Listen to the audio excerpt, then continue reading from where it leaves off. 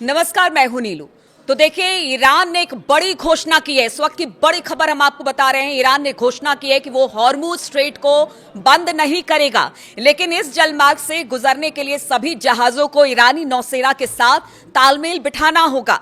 Tehran ने दो अलग अलग मौकों पर इस जल डमरू मध्य के बारे में बातचीत की है, यानी ईरान की नौसेना को जानकारी देने के बाद ही इस रास्ते से जहाजों को गुजरने की इजाजत दी जाएगी। इसलिए सवाल यह है कि क्या ईरान की ये कोई नई चाल है या फिर उसने कई देशों में गैस तेल को लेकर मचे हाहाकार के बाद इंसानियत के नाते ये फैसला लिया है, क्योंकि अब तक ईरान यही कहता रहा है कि वो स्ट्रेट ऑफ हॉर्मुज से एक भी जहाज को गुजरने नहीं देगा, और अगर कोई जहाज बिना पूछे वहां से गुजरता है तो फिर उसको टारगेट किया जाएगा। और बीते 2 दिनों में हमने देखा है कि किस तरह से जहाजों को टारगेट किया गया है, मार गिराया गया है। अब इस बीच ये बड़ा फैसला माना जा रहा है, क्योंकि देखिए रमजान का महीना चल रहा है, अलविदा जुमे की नमाज आज है, तो क्या ये इंसानियत के नाते ईरान ऐसा कह रहा है? यूनाइटेड नेशन में ईरान के राजदूत अमीर सईद इरावानी ने गुरुवार को कहा कि ईरान इस जलडमरू मध्य को बंद नहीं करने जा रहा है, लेकिन इस शिपिंग मार्ग की सुरक्षा बनाए रखना ईरान का अधिकार है। और ये पहले भी ईरान कह चुका है कि अगर हमला अमेरिका और इजराइल करेगा तो वो स्ट्रेट ऑफ हॉर्मुज को चोक करेगा, जो कि उसने किया है, यानी कि वहां पर जितनी आवाजाही है जहाजों की उसे रोका है। अगर इरावानी की बात की जाए तो इरावानी ने कहा कि हम हॉर्मुज, जो स्ट्रेट ऑफ हॉर्मुज है, उसको बंद नहीं करने जा रहे हैं, लेकिन इस जलमार्ग में शांति और सुरक्षा बनाए रखना हमारा स्वाभाविक अधिकार है। ये बात कहना है यूएन में कहा है राजदूत ने। और स्ट्रेट ऑफ हॉर्मुज पर ईरान ने जो बड़ी शर्तें रखी है, वो शर्त क्या है जिसके बाद अलग अलग मुल्कों के जो जहाज है वो स्ट्रेट ऑफ हॉर्मुज से गुजर सकते हैं? तो यूएन में ईरान के राजदूत इरवनी ने कहा कि ईरान समुद्री कानून के तहत नेविगेशन की स्वतंत्रता के सिद्धांत का पूरी तरह सम्मान करता है और उसके प्रति प्रतिबद्ध भी है। उन्होंने ये भी कहा कि मौजूदा स्थिति ईरान द्वारा अपने आत्मरक्षा के अधिकार के कानूनी इस्तेमाल का नतीजा नहीं है, बल्कि ये ईरान के खिलाफ आक्रामकता शुरू करने और क्षेत्रीय सुरक्षा को कमजोर करने के मामले में संयुक्त राज्य अमेरिका की अस्थिर करने वाली कार्रवाइयों का सीधा परिणाम है। तो आप देखें कि किस तरह से ये परिणाम निकलकर सामने आ रहे हैं। और अब कहा यह जा रहा है कि जो स्ट्रेट ऑफ हॉर्मुज है वो शर्तों के साथ खुलेगा, लेकिन हर किसी के लिए नहीं। इसी बीच हम आपको बता दें कि जो क्रिस राइट है, नेता हैं अमेरिका के, उन्होंने एक बयान दिया है। उन्होंने कहा है कि यूएस नेवी हॉर्मुज में टैंकरों की सुरक्षा नहीं कर देगी।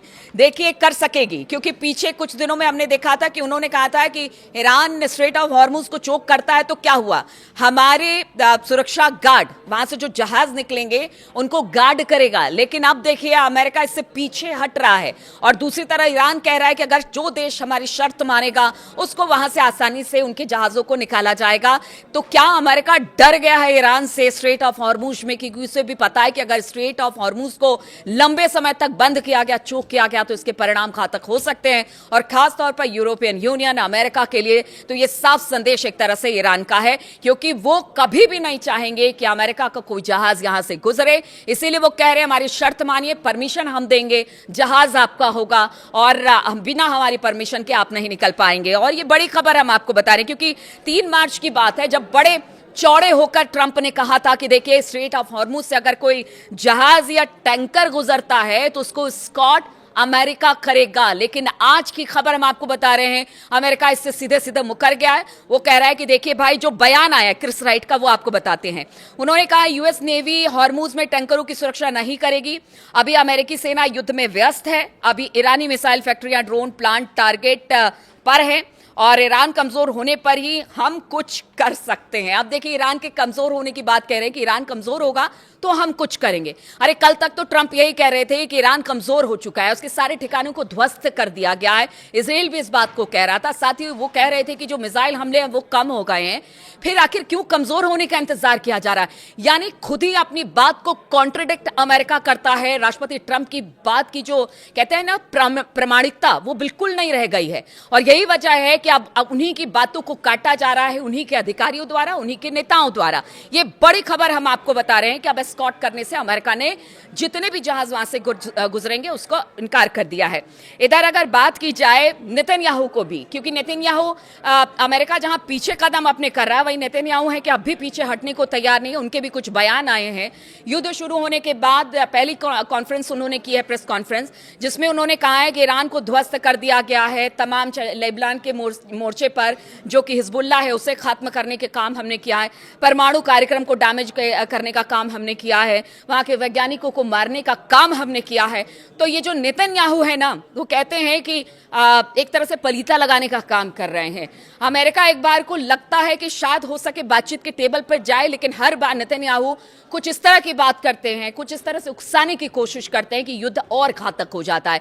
अब इन तमाम बयानों को देखकर आप समझ सकते हैं ईरान क्या चाहता है। ईरान दुनिया को भी देख रहा है, अमेरिका क्या चाहता है। अमेरिका ने पहले बहुत बड़ी बड़ी बातें की थी, लेकिन हुआ क्या, आज अमेरिका इस लड़ाई में सबको झोंक कर पीछे भागने को तैयार है। इधर नेतन्याहू है कि अपने बयानों से बाज नहीं आ रहे हैं, इसलिए कहा जा रहा है युद्ध लंबा चलेगा। लेकिन इसी बीच जो बाकी देश है, जिनको कि एक तरह से कह लीजिए कि ना चाहते हुए भी इस युद्ध में कूदना पड़ा है, उनके लिए तो जो ईरान है, अमेरिका है या इजराइल है, उसको कोई बीच का रास्ता जरूर निकालना पड़ेगा।